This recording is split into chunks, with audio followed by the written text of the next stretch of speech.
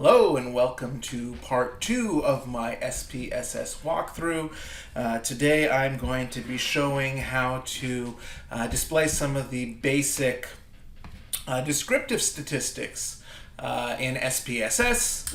And I'm going to be using the world.save database. It's a bit of an out-of-date database that I'm using based on world data that was collected back in, I believe, 2008. It might have been even earlier than that. And this is actually a data set that I used for a statistics class that I took at Cal Poly Pomona. But without further ado, let's go ahead and get started. You can download this, by the way, on my website, I believe, which is sites.google.com/view/elementary statistics. And you should be able to navigate to the databases, and this is one of the open source databases that are available to you. Okay, so let's go ahead and begin with a little discussion first on the general idea of what descriptive statistics are all about. So they are essentially statistical functions that describe data and summarize data. So we're talking about things like the frequency of certain certain respondents' responses. That's very different. I should have just said responses in general. Percentages, and then measures of central tendency and variability, like your mean, median, and mode for central tendency, and standard deviation and range for your measures of variability. So let's go ahead then and take a look at this database. I'll pick one at random here. Let's look at Indy, which is Year of Independence. If you click on Analyze Descriptive Statistics, you have frequencies and descriptives, both of which are particularly useful in displaying a lot of the descriptive statistics necessary for things that are done in a typical sociology or behavioral science statistics class. So let's go ahead and start with frequencies, which is the most used, and then we'll move on to descriptives. So I'll go ahead and click off on that. So let me do that one more time, just so everybody can follow along. Analyze descriptive statistics. Frequencies is how we get in. I'm going to go ahead and look at the Indy variable. I'm going to move that over. By the way, if your display originally starts off showing the long form labels as the names of the variable categories, you can just right click and click on display variable names, and it'll switch it over to the actual variable names rather than the labels. So you can scroll down, find Indy, move that over to the variable list, and then if I were to hit OK right now, let's go ahead and start with that. It'll display the number of cases, the number of system missing cases, the mean, and the standard deviation apparently, although I think I may have accidentally checked that off previously. Let's double check that one more time. So analyze descriptive statistics frequencies. I'm going to click on statistics here. Yeah, so initially it wouldn't show the mean and the standard deviation. My apologies. It would show this. So again, just the number of cases, valid and missing, and then a nice little matrix of all the different years that various countries were founded, the frequency of the year that those countries were founded. Looks like 1960 was a busy year, probably with the end of some of the empires from Europe and the Middle East there. We got the percentage of cases that are represented by those figures. You also have the valid percent, which factors in system missing information. Generally speaking, if I were to give a test or something like that, I would accept either the percent or the valid percent answers. So just to open that up, technically valid percent would be more accurate, but if you factor in the system missing as well, you would use the percentage, so it's okay. And then the cumulative percentage is just, of all the different year categories possible, what percentage of the whole has given responses up until this point. So, if we go to 1901, 29.5% of all the countries on the list were formed before 1901, essentially, or 1901 or before, I should say. Then all the way up to 1993, where you have 100%. So I don't think this includes South Sudan yet, but I think it does include East Timor or Timor-Leste. So yeah, there you go. That's your basic frequency distribution there. However, we generally want to include a lot more fun information. So what we're going to do, again, analyze descriptive statistics frequencies. We're going to have this main window up, have our ND variable over, and we're going to click on statistics here. And that's going to bring up our frequency statistics table. So, we're able to add quartiles to show interquartile range. We have measures of central tendency. Let's go ahead and click off on all those, mean, median, and mode. I don't necessarily think that's going to make a lot of sense with the year. You could kind of consider that categorical, but it is numerical. We'll see how it looks, all right? We've got dispersion, so we've got standard deviation, variance, and range. Variance is just the standard deviation squared. It doesn't actually mean anything beyond being placed into certain formulas to do certain calculations. So I don't personally consider it one of the measures of variability. I know a lot of textbooks do, but I basically just treat it as the standard deviation squared, and really the standard deviation and the range are the important things that I care about. In addition, with dispersion, we've got the minimum and maximum, so the lowest level, the highest level, and then I believe the standard error mean, so the typical amount of error in the distribution. I never actually noticed this. Values are group midpoints. You can check that off if you think that your values are group midpoints.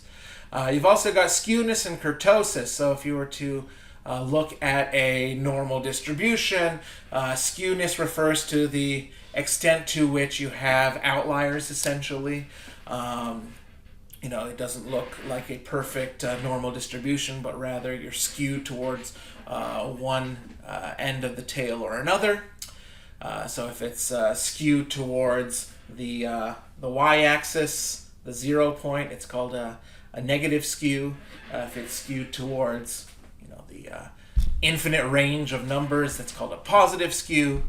And then kurtosis is the shape of your overall distribution. So you can have a leptokurtotic, mesokurtotic, or platykurtotic distribution. Leptokurtotic meaning kind of a skinny distribution, meso meaning medium or normal or typical. I guess it would mean medium.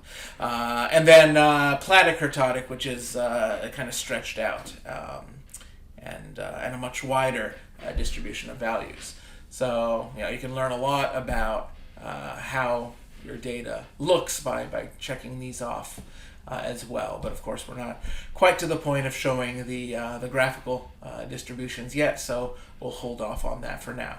But for now, like I said, we want central tendency and we want our measures of variability in there. So I'm going to click off on all those different variables just so you guys can see what that looks like. So you click OK and then you click OK again, and it's going to give you this main statistics table that provides most of that information. So we have our mean here. So it looks like the mean date of founding of the countries was 1878.27. So 1878, and then about a quarter of the year in, so let's say April, maybe May of 1878 is the typical year that most countries seem to have been founded. The median being 1956. So there you go. And the mode, of course, 1960, because you had those 12 or 14. Let me see. Hold on. 14 countries that were founded at that time.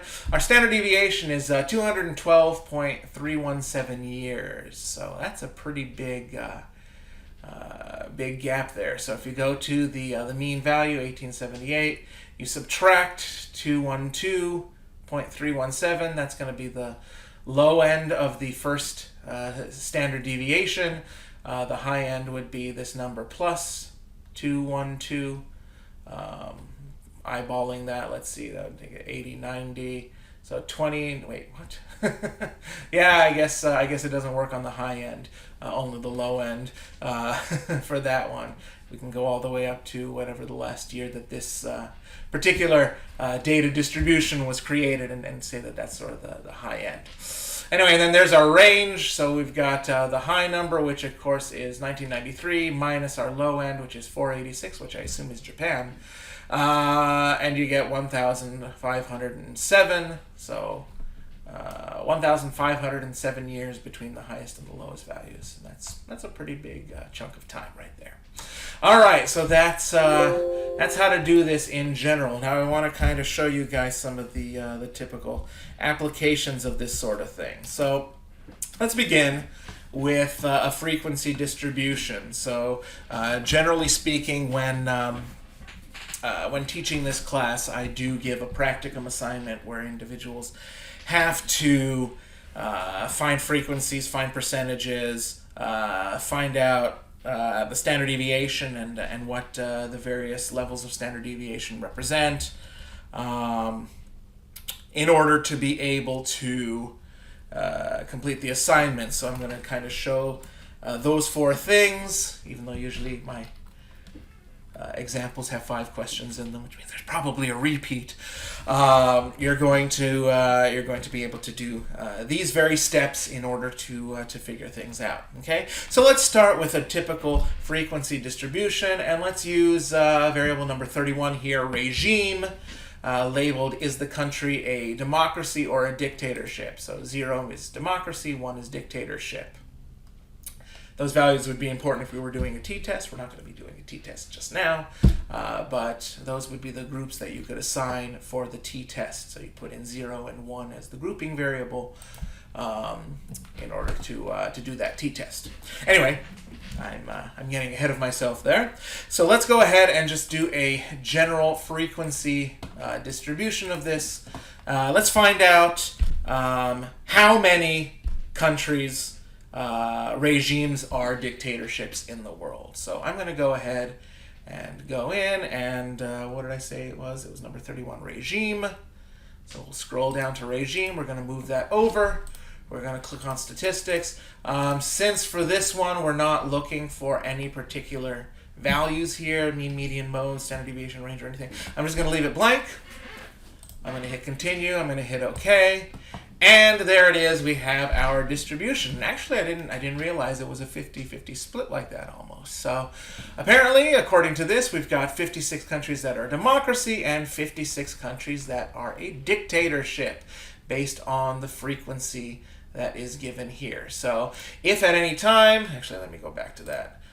If at any time you are asked to find the number of cases that represent a particular response category, this is what you're going to be doing, or rather what you're going to be looking at. You're going to be looking at whatever the specific response is that you're trying to find, and you're going to match it up with the frequency. So in this case, dictatorships would be 56 countries.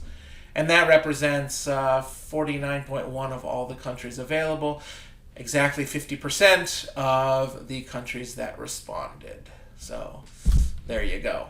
That's how you do a frequency in SPSS. Now let's do percentage. So I usually ask what percentage of the population is urban.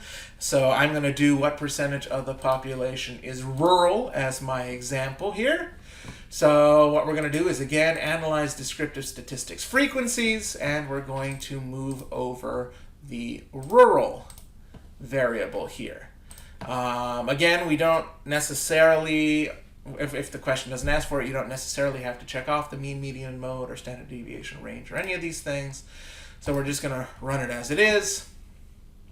Goodness gracious. So we've got all sorts of fun little designations here. So we have lots and lots of different values here. So I guess we'd have to specify what percentage of the population is, or we could go with what is the highest percentage of the population that is urban. That would be at 94%. There's one country that's that.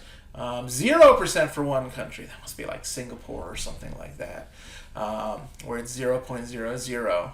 And then we've got all sorts of different ranges here from 0 all the way up to 94. But the important thing that you'd be wanting to look at here, of course, would be percent and valid percent. And as I stated before, usually I'll accept either answer, though technically you'd probably want to do the valid percent. That doesn't factor in the system missing information. So let's say, the question asks, what percentage of all the countries, this is a complicated question, what percentage of all the countries have a rural population of 78%? Well, we'd see that there's one country, and that represents 1% of the valid percent of the total. So that's how you would do a percentage. Let's try that with an easier variable. Let's go back to that regime variable just again, because it had two categories. It's a lot easier to work with. We bring that over. And again, you have democracy here and dictatorship here. The percentages are in the valid percent column.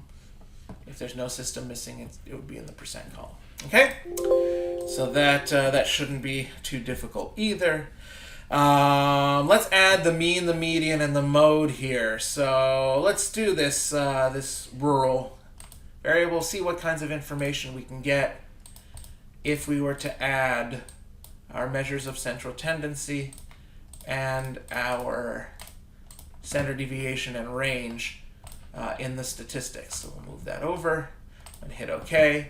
So here now we can make a lot more sense of things by looking at the statistics column. So the mean percentage of the population that is rural is 44.34%. So if you take all the countries, add them together, divide by the total number of cases, which would be 114 or 112 if we're including there's 14 system missing for this one, so 100. If we include the system missings, we take all the valid percents, or rather all the valid inputs, divide by 100, and that's where we get our mean. The number that's smack dab in the middle is 42. Apparently 2 countries are at 42%. And then our modal value is 35, because there are 5 countries that have 35% rural population. It's the highest number, so that's what the mode is. It's the most frequently occurring of all the values. So then we have our standard deviation here of 23.03. So we have our mean, which is 44, and our standard deviation, which is 23.03. So if we take 44.34 and we subtract 23.03, we get 21.31 for our low value of our first standard deviation. And then if we take 44.34 and add 23.03, we get 67.37, which means, based on the empirical rule, or the 68, 95, 99.7 rule, that our first standard deviation, or 68%, of all the responses are going to be between 21.31% and 67.37%. If we were to do 2 standard deviations, we'd go all the way down to 0 for our low value. So we know that for anything beyond 1 standard deviation here, it looks like 0 is going to be the low end. And then we just add 23.03 to the number that we have there. So we carry the 1 there. Okay, so 90, actually 100%. So it looks like all the countries are going to be within 2 standard deviations, because it doesn't seem that there's too much of a significant difference here, which kind of makes sense. So we've got Yeah, 86, and that would exactly, yeah, be about 100%. So, all right, well, there you go. It's not a very good example to show off standard deviation, but nevertheless, you can use that standard deviation value and at least know that the first standard deviation is between 21.31 and 67.37. Then, of course, our range is the high value, which is 94, minus our low value, which is 0. So we have a range of 94 different values. Okay? Let's try to find a better standard deviation value here. Let's go ahead and look at divorce as our value. So we'll do analyze descriptive statistics frequencies and put divorce in as our category. Keep the mean, median, and mode in there. We'll hit OK. Again, our mean is 38.333. So 38.333. Our median value is 40. The modal value is 39. But you see this little A up here? It means that multiple modes exist. So if we look at 39, it looks like there are two respondents, or two, a frequency of 2 of the countries that had that particular response, but the same applies to 41, 43, and 56. So any of those would be your modal value. Actually, all of the above would be technically your modal value. And then we have our standard deviation, which is 15.898. Okay, so again, in order to find the first 68th percentile, which is the first standard deviation, you would take 38.333, subtract 15.898, add 15.898, and that would give you your first range. Let's bring up a calculator here so that we can do this. So we've got 38.333 minus 15.89872. So our low end is going to be about 22.43. And our high end, our high end is going to be plus 15.89872 is 54.23 about for our first standard deviation. And then, of course, we can subtract an additional standard deviation to get 2 standard deviations and add another standard deviation to get the high end. So we can do, what was it again? 38.3333 minus 15.89872. Now you could square that number, and that's what that would be, but whatever.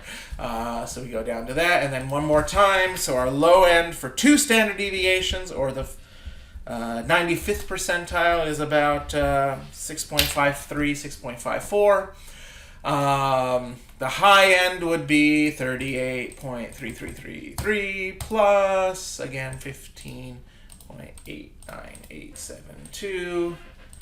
And that's our first standard deviation. Our second standard deviation then would be 70.1307. So we'll just call that 70.13. So 95% of all the countries have a divorce rate somewhere between 6.54 and 70.13 divorces. And then one more standard deviation would be between 0 and, let's just hit enter one more time, 86% of all marriages ending in divorce. Okay? So that's basically how you would calculate out that standard deviation. You take the mean, you'd subtract the standard deviation to get the low, you'd add to the mean to get the high, and that's your first range, which is 68% of the respondents. So in this case, once again, that was 22.43 to 54.23% of the country having divorces, or rather, of all countries having divorces. 95% is 6.54 to 70.13, and then 99.7% of all countries is between 0 and 86.03, let's call it, since it's very close. All right. So as far as descriptive statistics, that's pretty much everything that you need to know in order to, kind of give let's say you're publishing your information to some sort of a report. And that's all really the information that you need in order to give sufficient background information to everybody to see kind of what's going on with your data.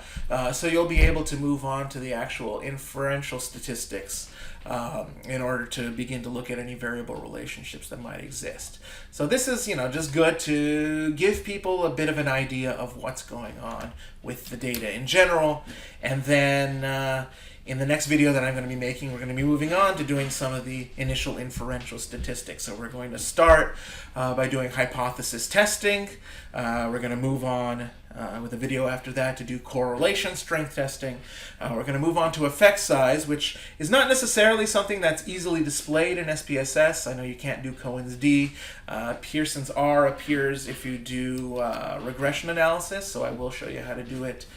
I will show you how to identify it in a regression analysis, but I'm going to have a separate video as well, specifically for regression analysis.